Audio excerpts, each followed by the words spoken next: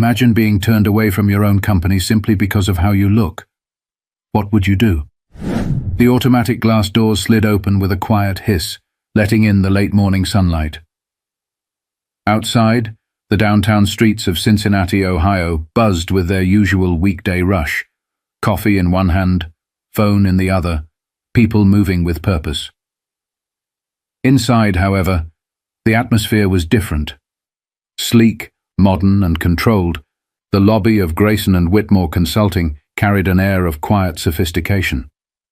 Polished marble floors gleamed under recessed lighting, and the faint aroma of fresh espresso drifted from a high-end coffee station tucked in the corner.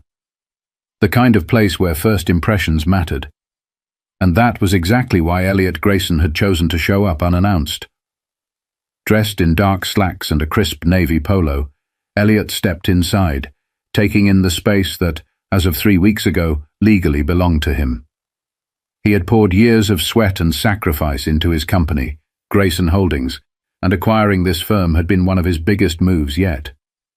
Yet, as he stood in the grand lobby of his newest asset, there was no fanfare, no eager welcome, just a receptionist at the front desk who barely looked up. "Good morning," Elliot said as he approached.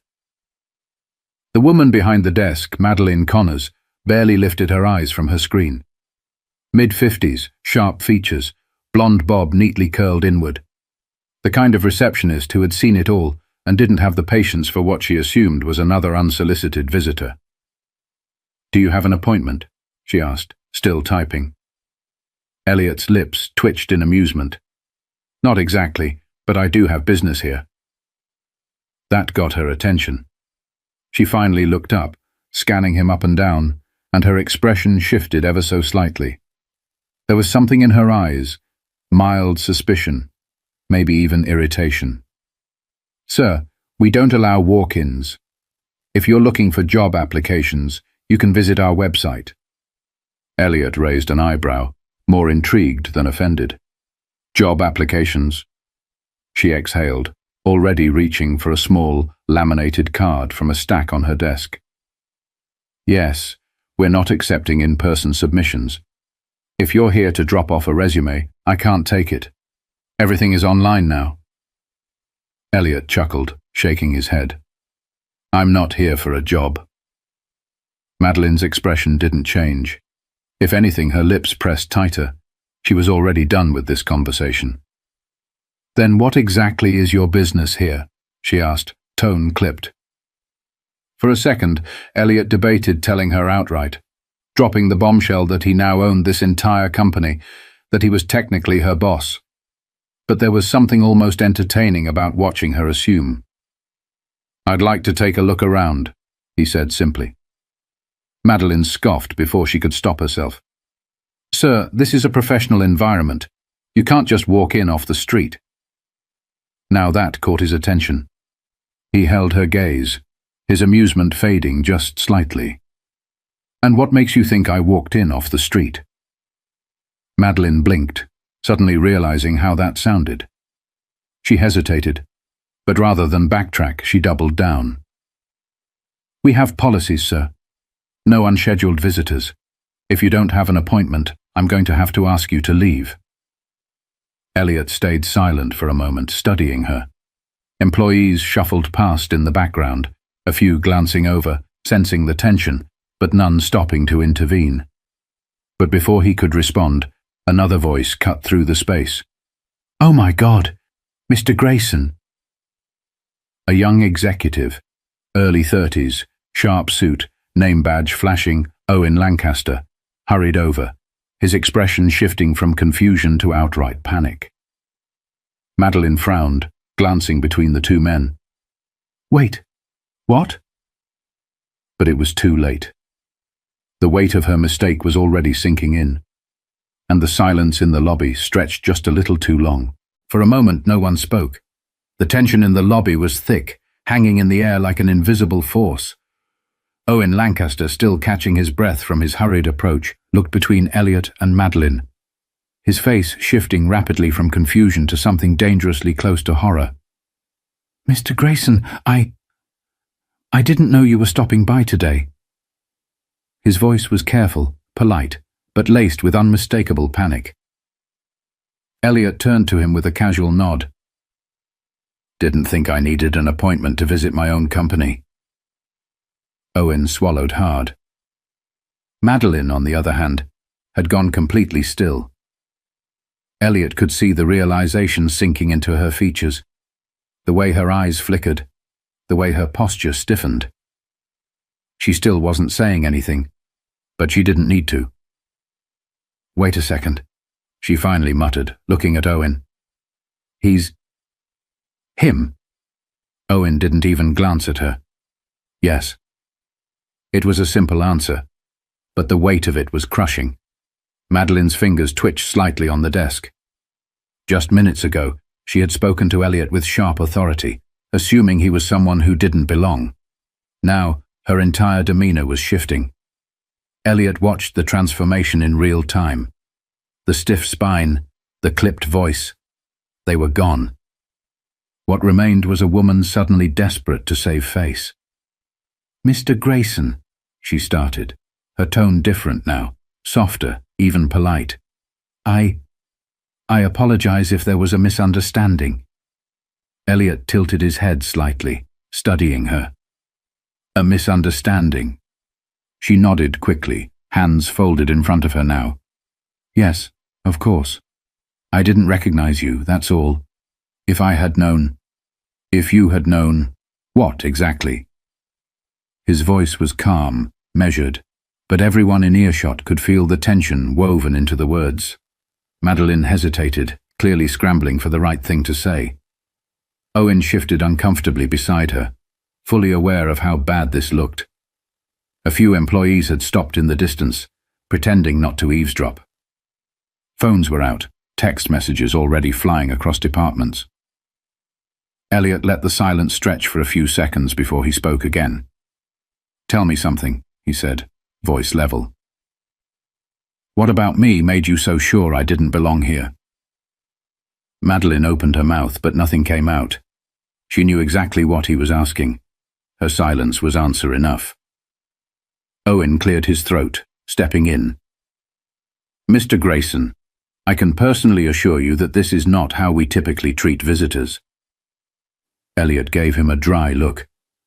"You sure about that?" Owen hesitated, because the truth was he couldn't be sure. And everyone standing there knew it. But Madeline wasn't done trying to fix what was already shattered. I was just following protocol." The words came out fast, like she was grasping at a lifeline. "We have rules about security. We don't just let people in off the street." That word again. Street. Elliot let out a quiet breath, shaking his head. "You don't even hear yourself, do you?" Madeline paled. She knew deep down that this wasn't just a simple policy issue anymore.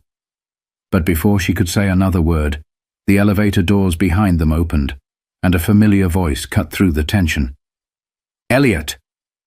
Heads turned as Graham Walters, one of the senior partners at the firm, stepped out. A tall man in his early 60s, white hair neatly combed back, dressed in an expensive three-piece suit. His expression was one of pure delight, completely unaware of the storm that had already hit the lobby. "I had no idea you were coming by today." He strode forward with open arms, a broad smile stretching across his face. "What a great surprise." Elliot returned the smile, but there was something behind his eyes that Graham missed completely. "Figured I'd drop in," Elliot said, voice smooth. "Wanted to see the place for myself." Graham clapped a hand on his shoulder.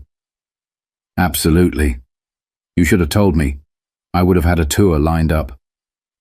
Elliot let out a quiet chuckle. "Oh, I already got a welcome." And the way he said it. Even Graham caught the shift in tone. His eyes flickered toward Madeline, who was standing there, visibly uncomfortable, hands now clasped so tightly they were turning white. "Something wrong?" Graham asked, his enthusiasm dimming slightly. Elliot didn't answer right away. Instead, he turned back to Madeline, watching her carefully. And then, he asked the question that would haunt her for a long time. Tell me, Ms. Connors, if I hadn't owned this company, would you have treated me the same way? The silence that followed was deafening. The weight of Elliot's questions sat heavy in the space between them. Madeline's mouth opened slightly, but no sound came out. She had no good answer. Because any response, any excuse, would only make things worse. Graham Walters shifted his attention between Elliot and the now visibly shaken receptionist.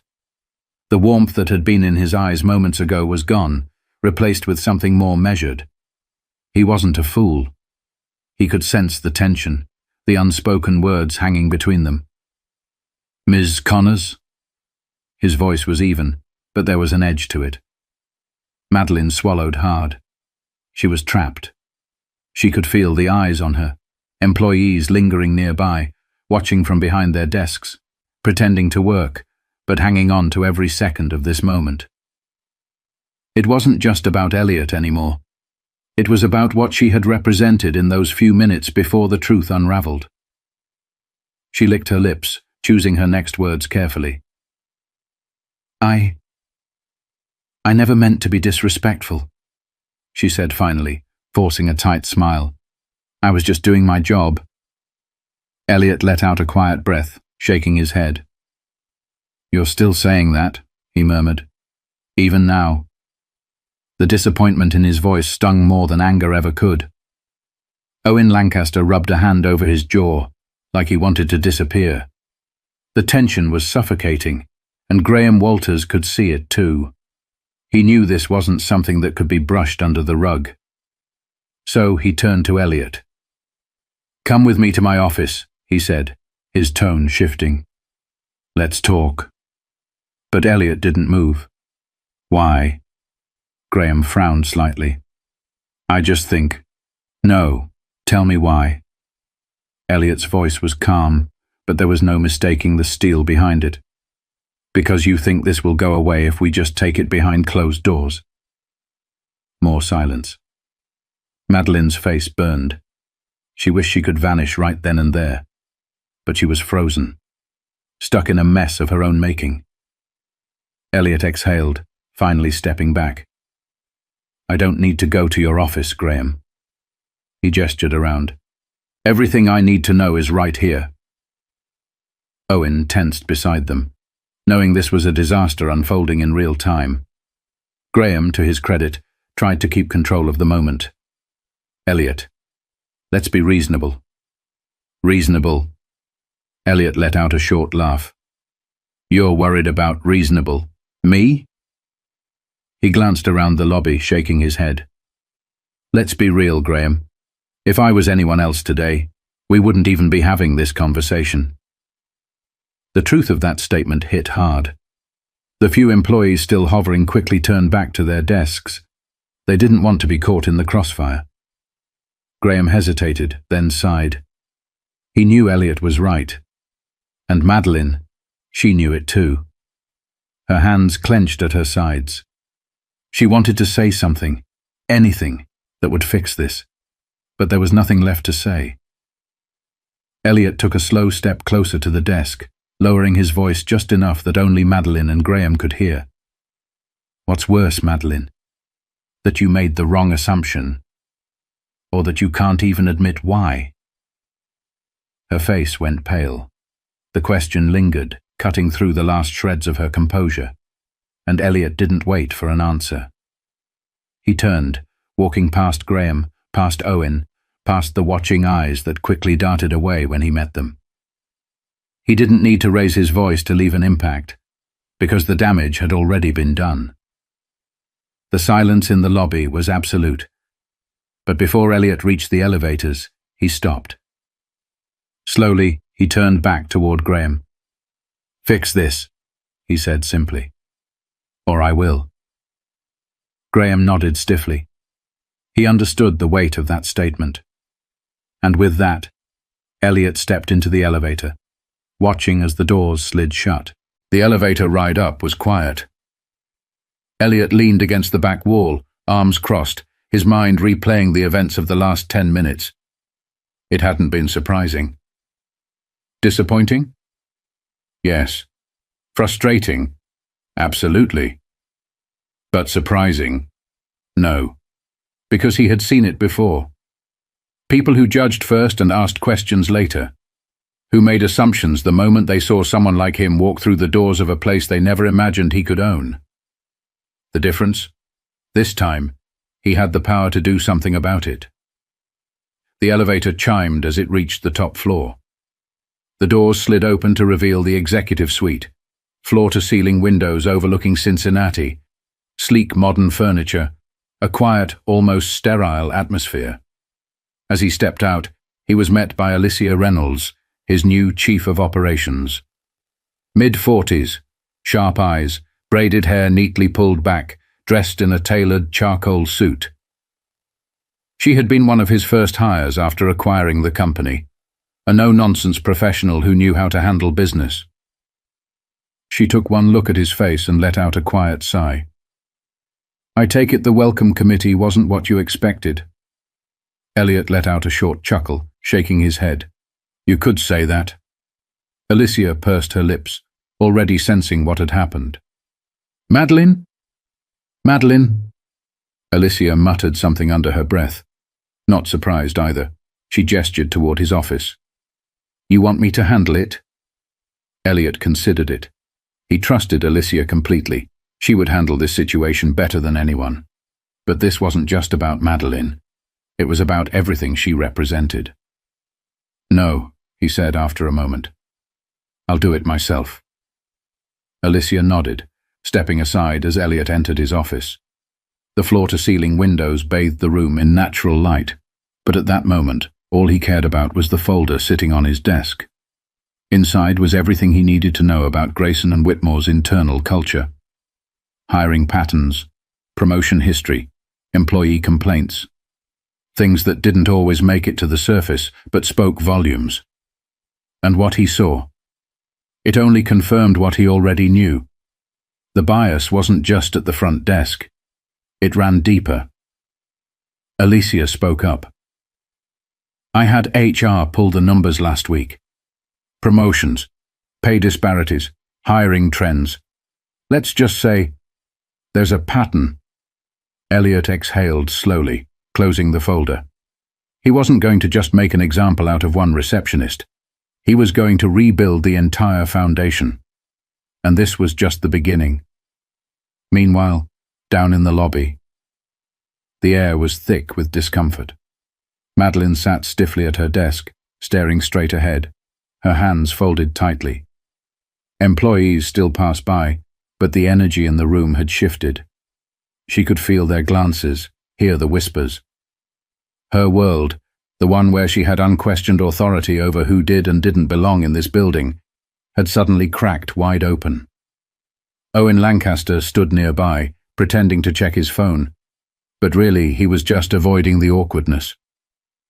And Graham Walters. He was standing in the corner, deep in thought. This wasn't just about Elliot anymore. This was about the kind of company they had been running. The kind of company that was about to change, whether they were ready or not. And then the phone on Madeline's desk rang. She jumped slightly before answering, voice tight. "Front desk." A pause. And then Alicia Reynolds's calm but firm voice came through the receiver. "Ms. Connors, Mr. Grayson would like to see you in his office, now." Madeline's fingers clenched around the phone receiver. "Now?" she echoed, though she already knew the answer. "Now." Alicia's voice was steady, giving no room for argument. Madeline swallowed hard and set the phone down with shaky hands. This was it. As she stood, she could feel the weight of every glance in the room. People pretending not to notice, but they did. They all did. She smoothed her blouse, squared her shoulders, and made her way toward the elevators.